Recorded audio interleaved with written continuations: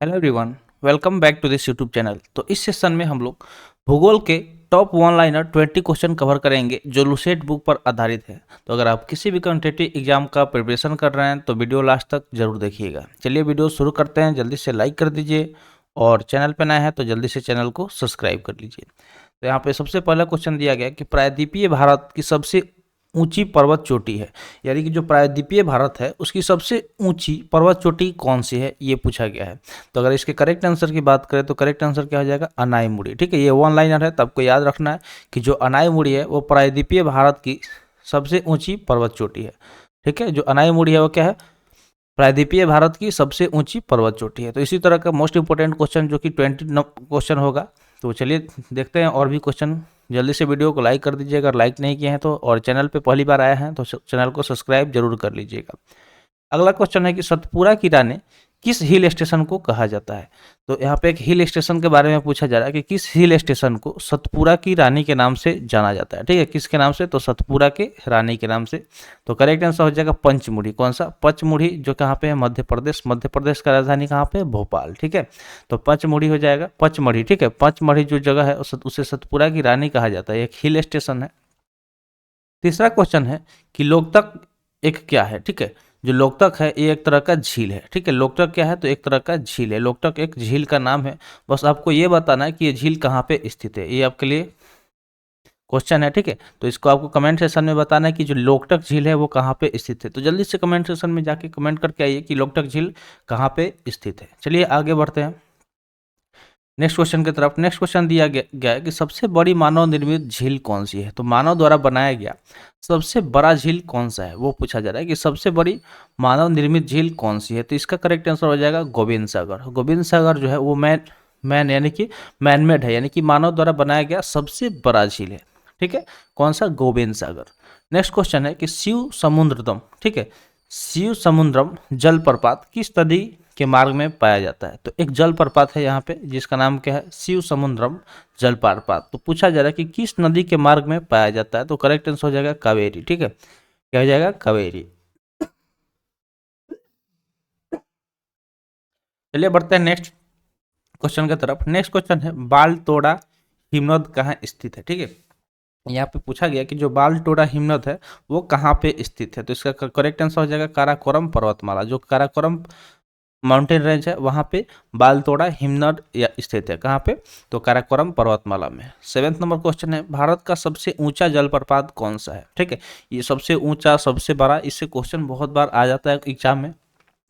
तो ये क्वेश्चन आपके लिए काफ़ी इंपॉर्टेंट है, यहाँ पे स्टार मार्क कर लीजिए कि भारत का सबसे ऊंचा जलप्रपात कौन सा है। तो सबसे ऊंचे जलप्रपात की बात करें तो वो हो जाएगा जोग जलप्रपात। कौन सा, जोग जलप्रपात, जो क्या है भारत का सबसे ऊंचा जलप्रपात है। तो करेक्ट आंसर क्या हो गया, जोग जलप्रपात। जोग जलप्रपात भारत का सबसे ऊंचा जलप्रपात है। अगला क्वेश्चन है कि ऊंचे क्षेत्रों में लेटराइट मिट्टी किससे बनी होती है। तो आप लेटराइट मिट्टी के बारे में पढ़े होंगे। ठीक है, लेटराइट सोइल के बारे में।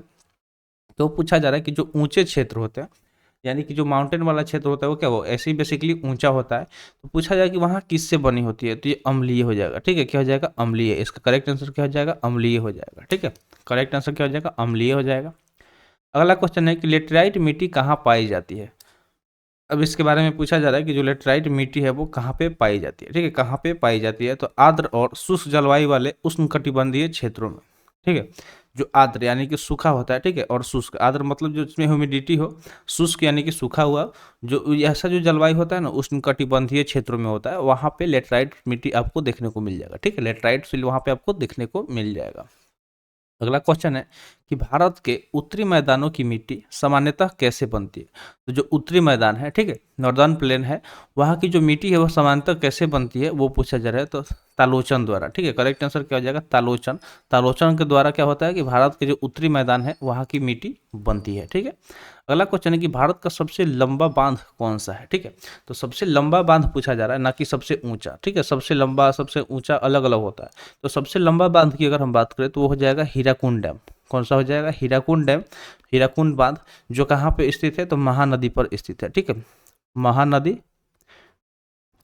महानदी पर स्थित है और कहाँ पे, तो उड़ीसा, ठीक है, कहाँ पे, उड़ीसा में स्थित है। तो ये सारे पॉइंट आपको नोट डाउन कर लेना है क्योंकि काफी इंपॉर्टेंट पॉइंट है, इससे क्वेश्चन आ ही जाता है। अगला क्वेश्चन दिया गया है कि सलाल जल विद्युत परियोजना किस राज्य में है। तो एक जल विद्युतीय, ठीक है, जल विद्युत परियोजना के बारे में बात किया जा रहा है कि एक जिसका नाम क्या है, सलाल जल विद्युत परियोजना। तो ये कहाँ पे स्थित है, यानी कि किस राज्य का ये परियोजना है। तो करेक्ट आंसर हो जाएगा जम्मू कश्मीर का। किस राज्य का, तो जम्मू कश्मीर का ये परियोजना है, ठीक है। नेक्स्ट क्वेश्चन है मलई पेरियार बांध का झगड़ा किन राज्यों के बीच में है। तो एक बांध का यहाँ पे बात हो रहा है जिसका नाम है मुलई पेरियार बांध, ठीक है, मुलई पेरियार बांध। तो इसको लेके झगड़ा होता है, तो दो राज्य के बीच में इस ये क्या है, एक मतलब कंट्रोवर्शियल चीजें हैं। तो वो किन राज्यों के बीच में है, तो ये करेक्ट आंसर हो जाएगा तमिलनाडु और केरल। जो तमिलनाडु और केरल के बीच में इस चीज़ को लेके हमेशा कंट्रोवर्सी होता है, कौन से बांध को लेके, तब मुलई पेरियार बांध जो है इसको लेकर, ठीक है। तो ये आपको याद रखना है कि किस दो राज्य के बीच में कंट्रोवर्शियल है, तो तमिलनाडु और केरल के बीच में। अगला क्वेश्चन है कि भारत में बिजली की लगातार कमी क्यों हो रहा है, ठीक है। तो भारत में आपको देखने को मिल रहा होगा कि जो बिजली की लगातार कमी हो रही है, ठीक है, लगातार बिजली की कमी हो रही है, किस वजह से हो रही है, चलिए जानते हैं। तो दिया गया है क्योंकि बिजली की मांग बढ़ती जा रही है जबकि इसका उत्पादन और वितरण नहीं बढ़ा है, ठीक है। तो जो इसका उत्पाद है यानी कि बिजली का मांग, तो आपको पता ही है कि हर किसी को बिजली की जरूरत है आज के डेट में। बहुत से ज़्यादा चीज़ें हम लोग ज़्यादा से ज़्यादा इलेक्ट्रॉनिक चीज़ें पर डिपेंडेंट है। जैसे मान लीजिए अभी आप पढ़ाई ही कर रहे हैं तो ऑनलाइन कर रहे हैं, ठीक है। ऑनलाइन पढ़ने के लिए आपको चाहिए लैपटॉप या फ़ोन, ठीक है, मुझे पढ़ाने के लिए भी चाहिए लैपटॉप और फ़ोन। तो उसके लिए क्या होना, हमें बिजली की ज़रूरत होगी, ठीक है। या फिर घर के बहुत सारी चीज़ें हो गया, फ्रिज, कूलर, ठीक है, एसी वगैरह सब बिजली पे चल रहा है। लेकिन इससे क्या हो रहा है कि घर में लगातार मतलब जो इसकी मांग बढ़ती जा रही है, ठीक है। जिस चीज़ का अगर मांग बढ़ते जाए, डे बाई डे मांग बढ़ती जा रही है और उसका उत्पादन और वितरण कम हो, तो उसमें क्या होगी, लगातार कमी देखने को मिलेगा, ठीक है। अगला क्वेश्चन है किशन गंगा परियोजना भारत में किसके बीच विवाद का मुख्य कारण है। तो एक किशन गंगा परियोजना है, तो भारत और किसके बीच में पूछा जाए कि विवाद का मुख्य कारण है।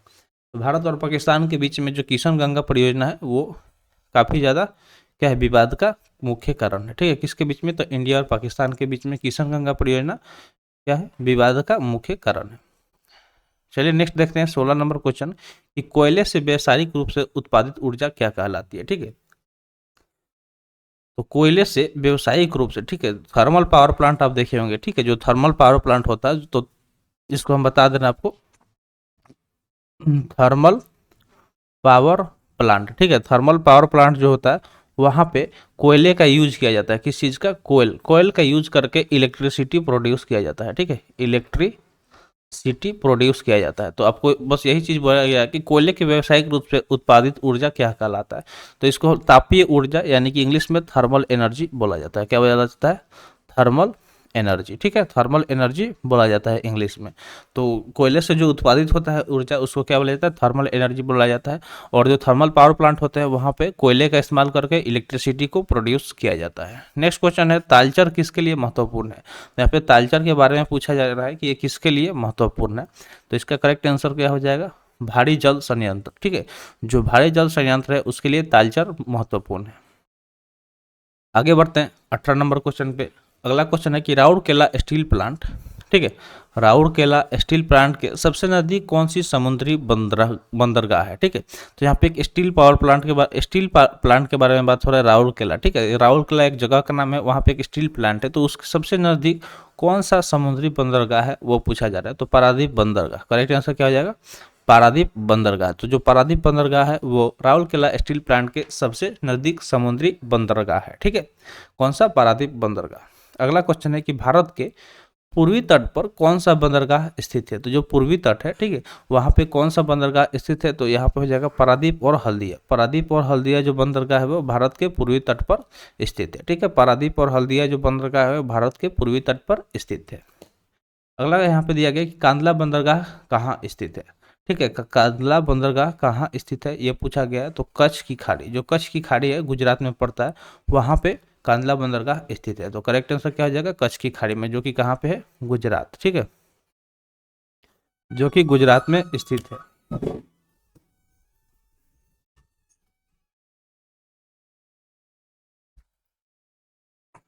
तो गाइस जो भी चीज़ें यहाँ पे बताई गई होगी आई होप आपको समझ में आ गया होगा। तो आज के लिए इतना ही, आज का सेशन यहीं पे समाप्त हुआ। सेशन कैसा लगा कमेंट सेशन में ज़रूर बताइएगा।